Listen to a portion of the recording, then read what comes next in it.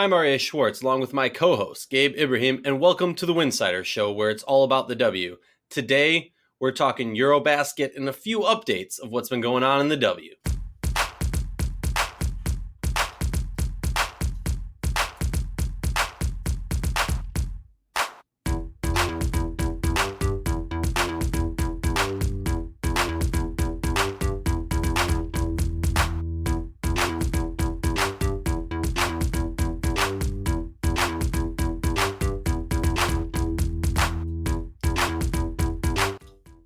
If you like our show, please consider joining our Patreon community. For less than a cup of coffee a month, you can directly show support for the hard work we do covering the W. Gabe, how's it going? It's been a minute. It has been a minute. Happy Thanksgiving to everyone. I hope everyone had a lovely Thanksgiving. I did. Yeah, no, I ate a ton of meat. So we were both in North Carolina. Yep. Although we did not, neither of us went and saw a Tar Heels game, or a Duke game, so we kind of failed. We did, but it's fine. We're not here for crap. Wait, and shout out to NC State. We didn't see an NC State game either. Don't go to NC State, people. It's gross. Okay, let's get back to professional basketball. All right, let's talk professional basketball. Well, while we were gone, the Indiana Fever, I believe the day before Thanksgiving or 2 days before Thanksgiving, announced that Marianne Stanley will be their next head coach. She was an assistant for the Mystics from 2010. You might recall her if you are a WNBA snob and been following the league for a while. She had been a head coach in the league, actually for DC. She hasn't been a head coach since 2003, where she went 9-25 and missed the playoffs after making the conference finals in 2002, where she won Coach of the Year. That might be a little shock. I mean, it was so long ago that I think a lot of people really don't even acknowledge that or think about that or even really give that a lot of credit. I mean, we often talk about, this coach has kind of run its course, whatever.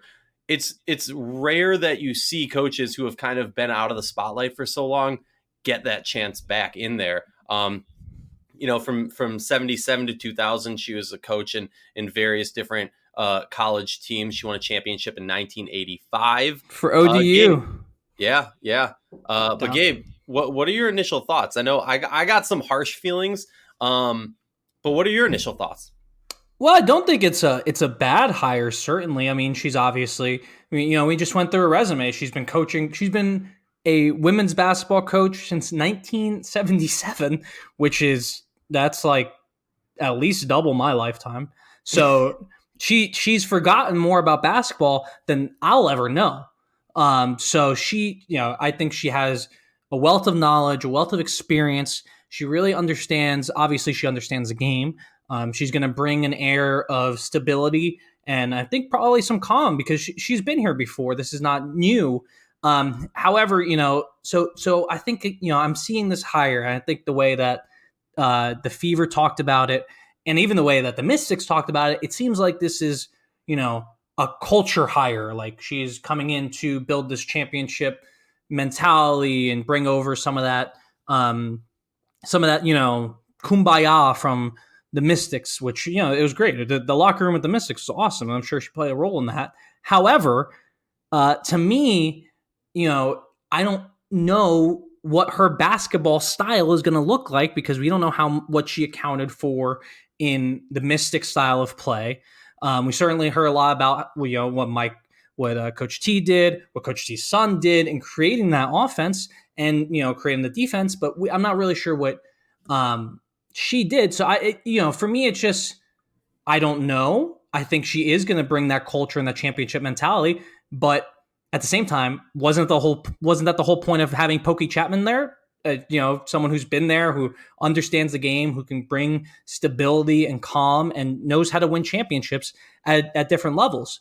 So to me, I liked Pokey. I think they could have, they at the end of the season, I believe I said they should move on from her because this team has to take another step. And to me, this hire doesn't scream, we're taking the next step. It's kind of like we're just trying to do the same thing we were doing. So, I don't know. I don't know enough about her coaching style as it is now because the last time we saw her coach was in 2002. in the WNBA. So we don't know what her style is going to be, what kind of offense she's going to run. I know she has some talent. I'm sure she's competent as a coach, and I'm sure she can bring some stability. But to me, it's just like this doesn't seem like a huge upgrade over Pokey. Yeah, and I mean, my initial thoughts are, one, this is not going to excite a fan base. Now, as I tweeted out, I believe at the time of this hire, this isn't going to excite a fan base, but if there is a fan base that is going to be excited about it, it's Indiana, and don't take that the wrong way. I mean, in the simple sense of, if there's a fan base that's going to appreciate it, it's old school fans who know her history. My beefs with this hire, though, are kind of, if DC doesn't win a championship now, are we really talking about her about bringing a championship culture to this team? I personally am just not a fan of this whole like championship culture because they won one championship as an assistant coach. Like, come on, like, you know what I mean? Yes. Like, Yes. in the same sense of, we could say that about a variety of other coaches. Another issue that I have with this is, if you listen to the press conference, honestly, I was driving through North Carolina at the time, watching it on my phone, and the whole time I was left scratching my head because they kept referencing what she had done in Washington, and the whole time I'm sitting there and I'm like, Washington wins a championship because they have the greatest player in basketball on the planet right now. Like, they're not winning this without Elena Deladon. And then went to, like, in the press conference, talk about how we're going to do, I see a lot of similarities in this team to what we had in DC and blah, blah, blah. I'm calling BS on that, because you don't have Deladon. You don't have Christy Tolliver. You don't have, like, a secondary version of your star player in aka Emma Mieseman. Like, there's so many elements that you don't have. And then also, one of your best players is a true center, something that DC definitely doesn't have. Like, I just didn't understand that comparison at all. The positive I will say, and I know we talked about this off air, was Tamika moving to GM might be the most important move. And that's definitely going to resonate much better with the fan base, because if you know anything about basketball, it's anybody who likes the W, anybody who likes women's basketball loves Tamika Catchings. And she's up there in the GOAT conversation. We had it 2 years ago. We're going to definitely have to have another GOAT debate coming up soon. But I mean, that's got to excite the fan base much more than the hire. So I'm not counting her out. I'm not saying it's a horrible hire. Like you said, it's a little bit similar to Pokey, and I wasn't horrible against Pokey. Yeah, she made some questionable moves, but it was a growth period. And let's just hope that Stanley can take them from point B to point C. C is in championship. There's an information gap, I think, between what we know about Coach Stanley and what the team knows. I mean, maybe they know something about her role in creating the chemistry, because there was a great chemistry and there was really defined roles, but at the same time, it's like what you're saying. What comes first? Is it talent, and then the roles come, or do the roles come and then they all fit in their talent to that? So it's like, I'm with you, but maybe there is an information gap. It's what you're saying, that for us fans, for us outsiders, well, I guess we are winsiders, so we're not outsiders, but for the people who aren't in that room making that decision, we don't have all of the information, and this isn't a hire where you can say, oh, this person created this amazing offense here, or like James Wade. James Wade does X, Y, and Z, and that's going to fit in great with this group of people.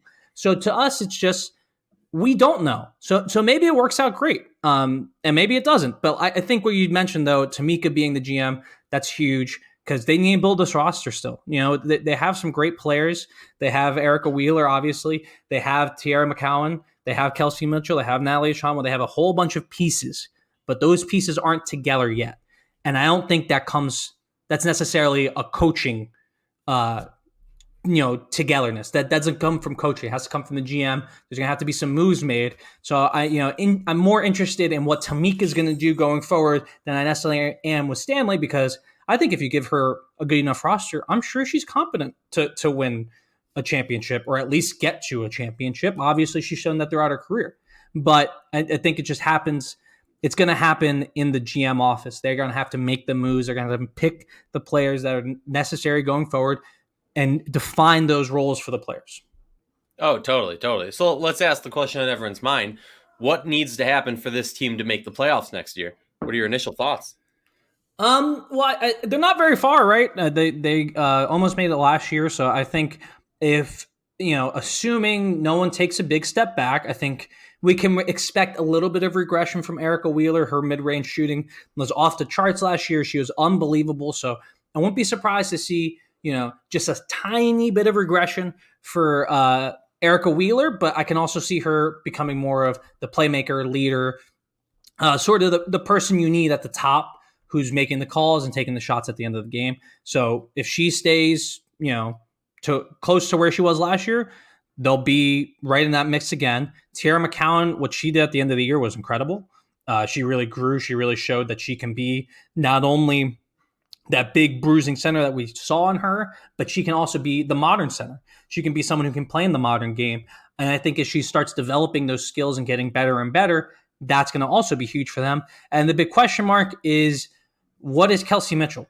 I was not that impressed with her last year, but then you see her in some games and you're like, she can be the superstar for this team. And for me, it's just she has some growing up to do. And players often do that. Rachel will scream at you for that one, my brother. Why? What did I say wrong? Rachel's just not in the Kelsey Mitchell fan club. No, and I'm not arguing with Rachel because I agree with her, but I just see, it's a glass half full situation with Kelsey Mitchell. She's a glass half full type of player. I see that glass is half full, and Rachel sees it as half empty, and it's because for me, I can see Kelsey Mitchell getting better. Why not? She has a whole summer here. She has a whole fall because we don't play basketball in basketball season in WNBA, if you were wondering.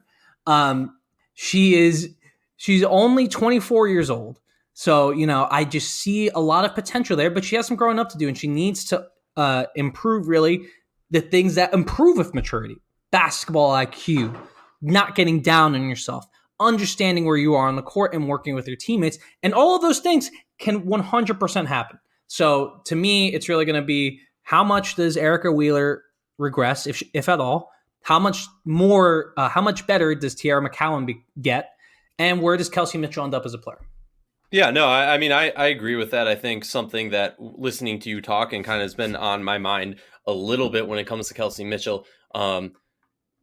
Sorry to blindside you on this one. A question that I think we're going to have to dive deeper into is the comparison between Kelsey Mitchell and Arika Gumbawale, because both of them have a lot of, Kelsey Mitchell doesn't get the notoriety of being that killer mentality, but they both are high volume, low percentage shooters who, when they get hot, are pretty much unstoppable. So I would love us to do a little bit deeper dive. Obviously, we're going to have to bring in Rachel on that. Maybe we'll bring in a few more. Maybe we'll bring in Dorothy, and she can talk a little bit from the other perspective. And then we're going to have to get someone who's on the Kelsey Mitchell fan boat there, or fan train, or hype train, whatever you want to call it. If Kelsey's listening, I'm on the fan train. Hey, let me be honest. She went to The Ohio State, and I was a huge fan of them growing up. I want her to do good. Actually, I just have a lot of questions. I totally forgot she went to Ohio State. I'm back off the train, jumping off. That was the quickest ride, but it's DC Metro, so you're still gonna have to pay like $50. For me, for this team, honestly, it's about the draft, because something that was synonymous with the Washington Mystics was they're going to kill you by the three ball. So for me, if you want to talk to me about, Fever are going to take what they learned from the Mystics and blah, blah, blah, then it's going to be about the three ball. Getting a player who, they have a high pick, third overall. They can definitely make some choices that are going to, may possibly bring in that actual superstar if Kelsey doesn't live up to it. But I think the three ball is definitely going to have to be a big element of it. Obviously, if you follow the Indiana Fever, Victoria Vivians, who was a lights out 3-point shooter her rookie season, missed her sophomore season due to an ACL injury overseas.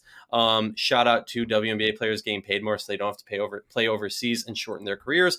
But her coming back should help that. Talk to me about what you're thinking as far as the draft and this team. So they have the third overall pick. I think they can obviously get something great. Hopefully for them, Satu Sabule. Did I pronounce that right? I think I did. Satu Sabule. All I know is when she scores a dope bucket, that's going to be a great announcer soundbite. Oh my God. No, I can't wait for her to be in the league forever. And she's been great. Honestly, we are not college basketball aficionados, but she's been great this year, and there's a lot of talk about her moving up into that third spot. Brandon Davis, when he did his mock draft for us, B. Terrell, did his mock draft for us on Winsidr. He said that they would take Beatrice Mompriere from the University of Miami, my alma mater. But I don't know. I don't know how much that fits, but I think they can get a really great player. I think they do need to focus on a perimeter player because, you have Achonwa, you have McCowan. If those two can fit into a role of one being the backup, one being the starter, maybe you can play them together. I know Justin Carter did a little deep dive into that.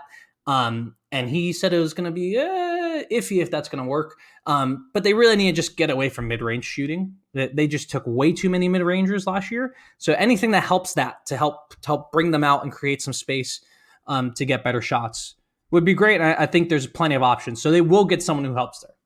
Oh, yeah. And speaking of Sabale, I mean, first of all, yes, we are aware she would have to declare early. Right. There's a lot of questions with that. I believe her sister's on the team, so there's some thoughts of whether or not she'd want to stay and play with her sister. But also something that definitely stood out for me, and I want to give a huge shout out to Skylar Diggins-Smith, because I don't know if anybody's been following her on Instagram or social media after her kind of, I don't want to call it a rant, but after she kind of voiced some of her frustrations just in general. I will say she has been one of the most vocal WNBA players when it comes to NCAA play. She has been amazing, giving insight of, this player was really good when we played her. I think she's going to be really great. She spoke of Sabale as possibly the number one pro ready or player who's going to succeed the most in the W through their so far college tour. Obviously, they've got a few more games left in that. So let's see if she stands by that later. Maybe we could get her on the show and talk to her a little bit about that, because I would love to have more WNBA players kind of analyzing the talent that they've faced on this tour, because everyone can talk about the loss and they can talk about this and that, but I think it'd be really interesting to talk to them about kind of what they saw and what their feelings are. Oh, we have one more piece of news that was not on the show sheet, but it's Breanna Stewart coming back for Team USA. I'm going to get the date. She's going to play UConn. So she is targeting a return on January 27th for Team USA against Connecticut. So this is reported by Matt Allentuck. Oh, friend of the show, friend of the program. Friend of the show. Shout out to Matty Boy. Matty Ice, as they call him. Do they call him that? I call him whatever I want. Yeah, he actually had a decent draft for once on the SB Nation Twitter. But regardless, so Matt's reporting that so Breanna Stewart is coming back, and she's going to be on that Team USA tour very soon. Delightful to hear, delightful to see that she's coming back, because basketball's missed her. Oh, yeah, definitely. And obviously that's going to affect the whole power structure of the W. So it's going to be fun to talk about. Yeah. I have a segue. So Breanna Stewart's old team, Yekaterinburg, heading to Russia. We're going to Euro. Can we do that? Yeah. Okay. They lost. She played for Dynamo. Last year? Yeah. Oh, I messed up. No, she was playing against Yekaterinburg when she got hurt. Yeah. That's what I'm thinking. Right. Okay. Regardless. Great segue. Wow. I'm still shook from that game. I'll let you talk about it because I'm speechless. It was ridiculous. I can't believe Triple T Riga. That's what I'm calling him, by the way. Triple T Riga. I like that a lot. It sounds like a wrestling move. Triple T Riga just straight up pounced him. 89-81. I mean, who saw that coming? No one. I wasn't watching that game. I mean, I work for a living like a dope, but so I can't watch all the games. But I saw on Twitter, Yecat is close. It's close. I'm like, all right, that's fine. It's not gonna, by the end of the game, it's not gonna be close. And then I keep looking on Twitter, and it's like, this is 75-75. So it was close all the way, and then Riga just won. It was really Marina Mayberry. She was amazing, and they won the game. And so their coach, this is a great quote, Riga's coach, Martin Zebarts, called it the biggest victory in the history of Latvian women's club basketball since Latvia regained its independence. That's awesome. Is an amazing quote. That's an amazing quote. Literally the biggest moment since independence. And honestly, like, he's correct. This was a stunning upset. So last year, just to give you some context, obviously these teams change so much year to year. Yekat is not the same team. Riga is not the same team. But last year, Yekaterinburg knocked out Triple T Riga out of the playoffs by a margin of 55 points over 2 games. Riga, coming into this game, was 0-4, and they had lost by 15 points to Borges. I don't know if that's how you pronounce it. And then Yekat was just unbelievable throughout the season, and I don't know. I mean, I was trying to figure out a way to explain this, and it's like there's not like a typical sign of an upset. Like, Yekat did not shoot well. They played poorly, but Riga also did not shoot well. You know, the turnover margin was close. Rebounding margin was close. You know, it was insane. It's just like, it's like one of those football games where one team cannot score whatsoever, and the other team is very high flying offense, and then there's like a hailstorm or a hurricane, and the offensive team just can't score. It kind of had that same sort of feeling, and you know, the Riga crowd was there. They were great, and great job by Riga for winning. It was really their 2 big guards were amazing. I mean, like let's put this into perspective. This was an all-star team going up against a normal team. Yes, and 100%. Like, yeah, like this is I'm not going to compare it to the Oregon women's team beating the USA national team because there's a lot of issues there. Right, but just like think about that. I mean, obviously there's so many. It's Swiss cheese the amount of holes in that theory, but like it's pretty absurd that they got that off. I was blown away. I mean, Yekat has not been losing, and they've just been dominating as you would expect from a team that has like 15 WNBA superstars on it. Yeah, no, and they were really good again. I mean, you know, Courtney Vandersloot, Allie Quigley, they were playing well. Jonquel Jones was great. Brittany Griner was great, but it was just those Marina Mayberry, and I'm going to screw up this name, Binta Drame? I'm pretty sure you said it correctly. Okay. They were unbelievable, and it's something we've seen in the WNBA with Chicago. If you have 2 big guards that really know what they're doing in the pick and roll, they can kill Vandersloot and Quigley.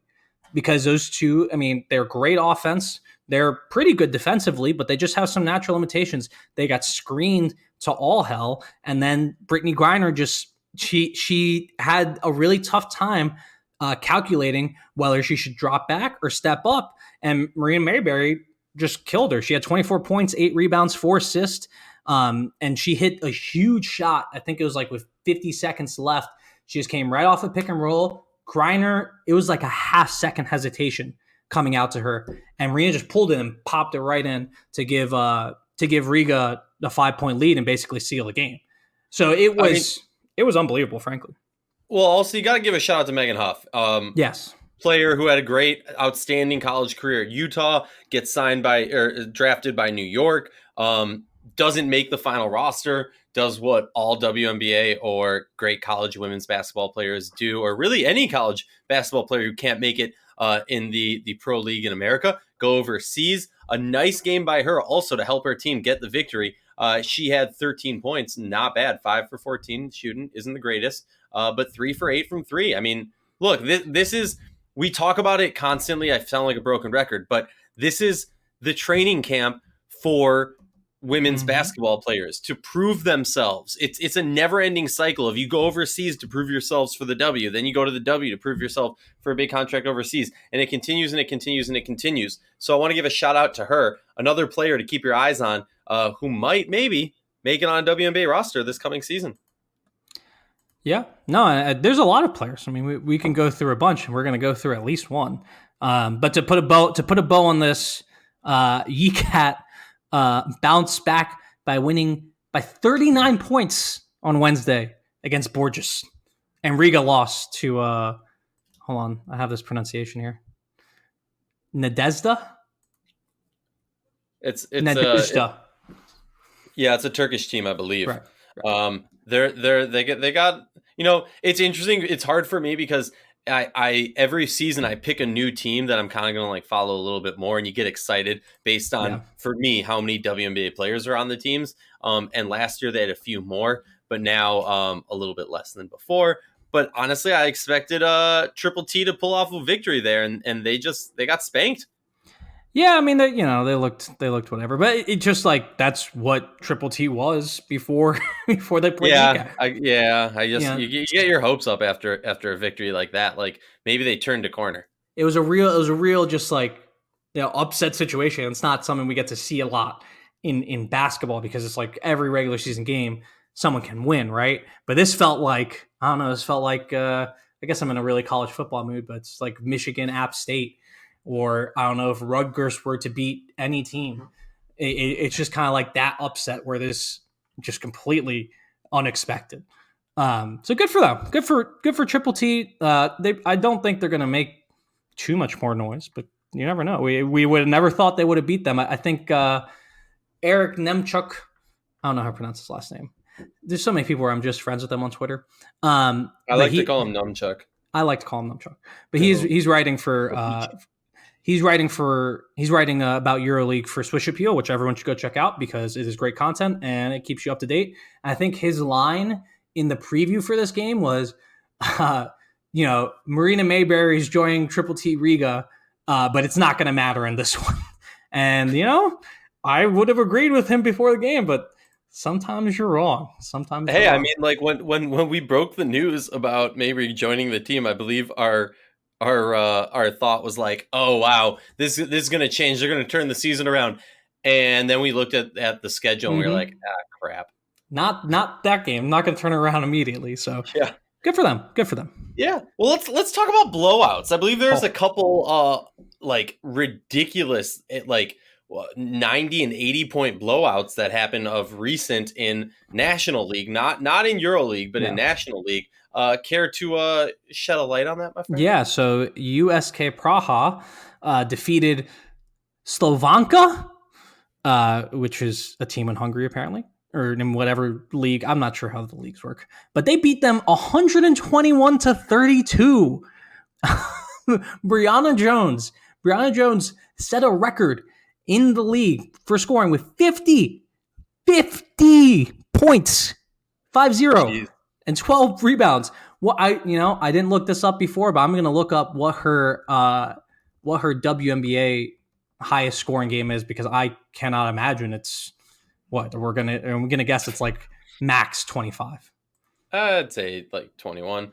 Her highest scoring average, her highest scoring output was 18 points. 18.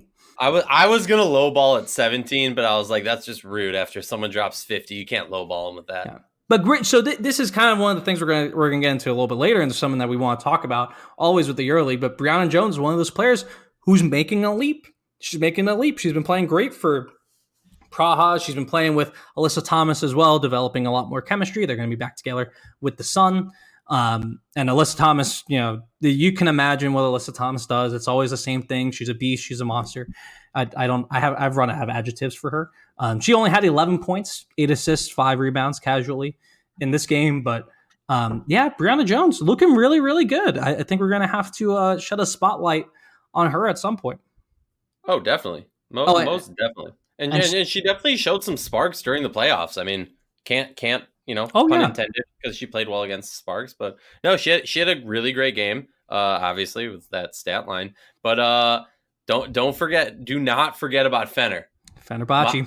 Yep, that's my team. And they just spanked another team in the Turkish league, 103-24.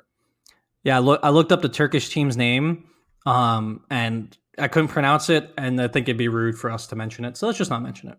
Yeah, I mean, I'll be honest. If you've noticed, I've just let you pronounce all the team names this episode just because I always butcher them. My go-to is make up a nickname and just roll with the nickname. So I mean, that's what I do. Speaking of nicknames, speaking of Fener, let's do a little player spotlight on my girl, Chechi Zandi, a.k.a. Chechi Zandalasini of Fenerbahce. 25 points, 9 of 14 shooting against BLMA last week or this past week. Even hit a shot for them accidentally. Wait, fill me in on that. I didn't even know about that. Yeah, so I was this is like in the highlight because I also missed this live. So like the shot clock was running down, and someone from BLMA like tossed like a little entry pass to the, just like a high post pass, and Zandy just like tipped it up to steal it. But when she tipped it up, she like tipped it up and back right into the hoop as the shot clock expired. So she had 27 points in this game. That's what I'm saying. 27 points. I don't understand. That should count. I think that should count for her because who else does it count for? Exactly. Like you don't get a point for a pass, like whatever. No, 27 points of 9 of 14 shooting. That doesn't even count as a shot. That's a free basket. She's doing it even when she's not trying. She's doing it when she's not trying. And that this is a player that we're going to dive a lot more deep into in styles of play and reasons why somebody like her does so well in EuroBasket and has struggled a little bit in the W. And I've talked about Rachel off air about this a lot, and we really get into it. And something she goes into the spacing and the style of play and the unselfish play and a little bit more play calling and this and that. And I'm just like, a lot of it has to do with the team that she's on. Now, I was really excited for her to come back to the Lynx this past season when Maya Moore isn't there, when Simone Augustus is injured and isn't playing that much, where she could finally step up and not have that fear of kind of like, well, why am I shooting the ball when I have Maya Moore and Simone Augustus and Lindsay? And just a list of some of the greatest players to touch the WNBA basketball court. So for me, I was really excited for that. And to me, that's the biggest thing. Yes, she's a young player. Yes, she needs her time to grow. And the W is a higher skill set than any other league in the world. I get that. But I truly think when you give her an opportunity to kind of just say, hey, Zandy, let it fly. Yeah. We're going to see a lot of growth from her. No, and I think that's where she belongs, really. I think she's been kind of cast as just this spot up shooter. And I think, there's a bunch of examples of this around the Euro League and EuroBasket at large, that these players who are cast as sort of spot up people, they can do so much more when they're given the chance. And I think Zandy is one of those players who's developing a lot more. Now, she is shooting 45% on threes in EuroLeague, which is absurd. But she's also doing it a lot more off the dribble. She's doing a lot more with the ball in her hands. And we've seen that at times in Minnesota. But it's like what you're saying. She needs the opportunity to do that and to grow in that. And I think, next year could be her chance to really have a breakout if they give her the ball, because she's really developing, smooth step backs, little moves to get into the lane. She's not just settling for outside shots, and she still has that, beautiful outside shot, quick trigger when she's spotting up or off an assist. So she really can expand her game. And I think if she can do that, maybe she can become a player where she comes off the bench and you're just like, okay, Zandy, get us the bucket. And I'm sure with you, as you, a former Lynx fan, have to be excited about this, that this person can come in and just kind of provide that scoring boost that has really been lacking for Minnesota. So, what are your thoughts as far as what she needs to get better at to make that impact and kind of push Minnesota from, that poor offense to a more acceptable offense? Yeah, and I'll start this off by saying, honestly, I need to invest in looking at her her contract and whatnot, because it's possible. I know she had the year, like she didn't pay this past season, so I don't know how that affects it. But I'm pretty sure last year was about to be her last season on that initial contract. So I do want to fill in on that. Obviously, hey, WNBA, open up your books for us. But I think on the defensive side of things, what she's got going for her, she's got quick feet. She is a solid defender with some long, lanky arms, which she showed me she can, at a young age, a few years ago, I was seeing her play in a way that I was like, damn, this can be a shutdown defender who can really cover, the likes of Diamond DeShields, the likes of bigger players like Candace Parker. And don't blink your eyes at me when I say stuff like that, because what I'm talking about is she has that lockdown defensive ability with her size and with her body type. offensively, like you're talking about, I want to see more confidence. I want to see her add that smooth step back. I want to see her add a little, honestly, it comes down to confidence for me. I can go across the board and talk about, I want to see her drive to the basket more. I want to see her, work on this, work on that, off ball movement, stuff like that. But I truly think she has all those tools. For me, every time I've seen her, have a good game, it's because it's been natural to her. She hasn't been second guessing and thinking. And I think a lot of that comes with just flat out confidence. And maybe that's, the coach saying, putting more pressure on her, a different coaching style on her. Maybe it's a coach putting less pressure on her. I don't know what it is exactly, but she needs to get her confidence level up, because once she gets her confidence level up, it's going to fall in place for her. And people have been talking about how she's going to be this great player from when she was like 17 or 18 or whatever. Mm-hmm. Like she's been that young player that people have had their eye on. I just need to see confidence from her. And it's interesting because, a player like Diamond DeShields, who obviously has never lacked confidence, but for a player like Diamond DeShields, who when coming into the league, I viewed such a positive with her time that she spent overseas and leaving college early and playing overseas, I almost want to say that for Zandy, if she did the opposite and had the ability to go to a college, like a college style program for a little bit of time, the amount of growth that she would have would make her most improved player. I'll say it. Hot take. Yeah. Most improved player coming in to the 2020 season is going to be Zandy. I mean, I'm down with it. She looks the part. I mean, we can say that about a lot of players, and we will throughout EuroLeague. We're going to be doing these player spotlights because they're really important, and that's what we're really watching for here is who's growing. And I think Zandy is a perfect example because, like you're saying, she can play a huge role here for Minnesota, and she can be that most improved player. Because imagine if she comes in, if she can start for this team and give them, what she's giving to Fenerbahce, maybe a little bit less opportunity. You have to bake that in. So let's say she averages 12 points a game. That's unbelievable. That's a huge boon for Minnesota or whichever team she signs for, because I cannot find her any information on her contract. Great job, WNBA. So whoever she's with, I think she can provide a huge boost. And if that defense is there and she can hold her own at the 4 and maybe even guard some 5s, that's done. I think she would lock it up, because if she can guard 5s and this team can go that sort of like, we're running out, give Sylvia some more rest, get her ready for the playoffs. I think, I'm really with you here. Sometimes we're disagreeing on the links because of someone's rose-colored glasses. But I'm with you. Actually, you got that. That's gold-colored glasses because they win championships, my friend. Oh my God, let me roll my eyes. No, but honestly, like a good comparison that I have is a slightly undersized Aryeh Stevens. Yes. Except I see Zandy a little bit more of a wing. I've always differed with the much wiser, much more intelligent basketball mind of Cheryl Reeve.